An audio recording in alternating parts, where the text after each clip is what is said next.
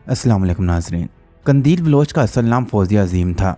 उसके ख्वाब बहुत बड़े थे और अपने बहुत बड़े ख्वाबों को पूरा करने अपने छोटे से घर से निकली थी। उसने गुलूकारी की कोशिश की लेकिन उस पर सख्त तनकीद करके मुकाबले से निकाल दिया गया। उसने फिल्मों में काम करना चाहा लेकिन उसकी खूबसूरत शक्ल के बावजूद किसी ने उसे फिल्म में लेना गवारा न किया। फिर आखिरकार 2014 में उसको सोशल मीडिया से शोहरत का रास्ता मिल गया। कंदील बलोच ने सोशल मीडिया की दुनिया में कदम रखा और उसकी हर वीडियो खूब पसंद की गई। वो जान गई थी कि मुनाफिक इंसानों के जज्बात से कैसे खेला जाता है। लाखों लोग उसकी वीडियोस को लाइक और शेयर करते लेकिन इस पर तनकीद से भी बाज ना आते थे। तमाशबीनों के मुताबिक उसका लिबास और हरकत नामुनासिब थी। उसकी जुबान में बेहुदा तस्वुर की जाती थी लेकिन फिर भी उसकी वीडियोस को लाजमी देखा जाता था। जो जो उसकी शोहरत बढ़ती गई टीवी पर उसकी मांग में इजाफा होता गया। उसको भी अपनी मकबूलियत से फ़ायदा उठाना आ गया था। वो लोगों को मतवज्जा करने के नए नए तरीके ढूंढती। कभी इमरान खान के घर के बाहर पहुंच जाती तो कभी जलसे में अपनी मोहब्बत का पैगाम देती।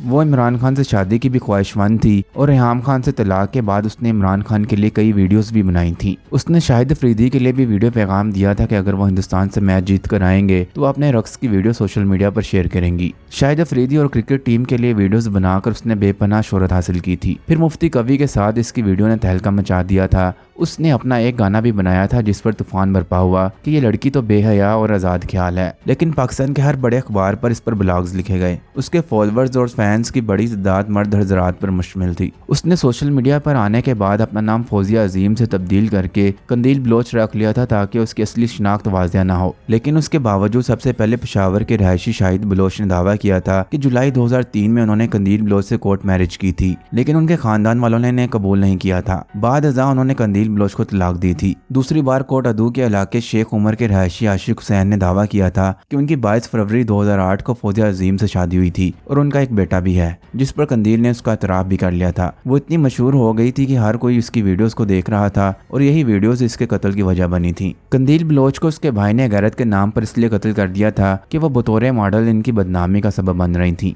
कत्ल की इस वारदात के कुछ देर के बाद पुलिस ने कंदील बलोच की मैयत को पोस्टमार्टम के लिए मुकामी अस्पताल पहुंचा दिया था। उस वाक़े के चंद घंटे बाद ही डीआईजी का कहना था कि कंदील बलोच की मौत दम घुटने की वजह से हुई थी और उसके अलावा मकतूला की गर्दन पर जख्म के निशान भी थे। ताहम वक़ूआ के 12 घंटे गुजरने के बाद इब्तदाई पोस्टमार्टम रिपोर्ट आई कि कंदील बलोच की मौत उसके मुंह और नाक पर तकियां वगैरह रखने की वजह से हुई थी। मकतूला के वालिद के बयान पर मुकदमा कंदील बलोच के 2 भाइयों और मुफ्ती अब्दुल कवी समेत 6 अफराद के खिलाफ दर्ज हुआ था। मुलजिम वसीम जो कंदील बलोच का भाई था उसने पुलिस को बताया था कि उसने कत्ल करने से पहले कंदील बलोच को नशावर चीजें पिलाई थी और फिर उसके बाद उसके मुंह पर तकिया रखकर उसको कत्ल कर दिया था। इस मुकदमे के 5 इन्वेस्टिगेशन ऑफिसर भी बदले गए थे। बिला आखिर इंस्पेक्टर अतिया जाफरी को तफ्तीश मुकम्मल करने का हदफ दिया गया मगर उनकी तफ्तीश का नतीजा ये निकला कि बाद में बनाए गए गवाह अदालतों में अपने बयान से मुकर गए। जबकि कत्ल के दूसरे रोज ही मुद्दई ने अपने एक बेटे असलम शहीन के हक में बयान दे दिया और साल 2018 में कंदील बलोच के वालिद ने अपने दूसरे बेटे वसीम को भी माफ कर दिया जो कि मरकजी मुलजिम था और अपने जुर्म का इतराफ भी कर चुका था। अभी मुलजिम की रिहाई के लिए चंद कानूनी तकाजे बाकी थे कि कंदील बलोच के वालिद इंतकाल कर गए।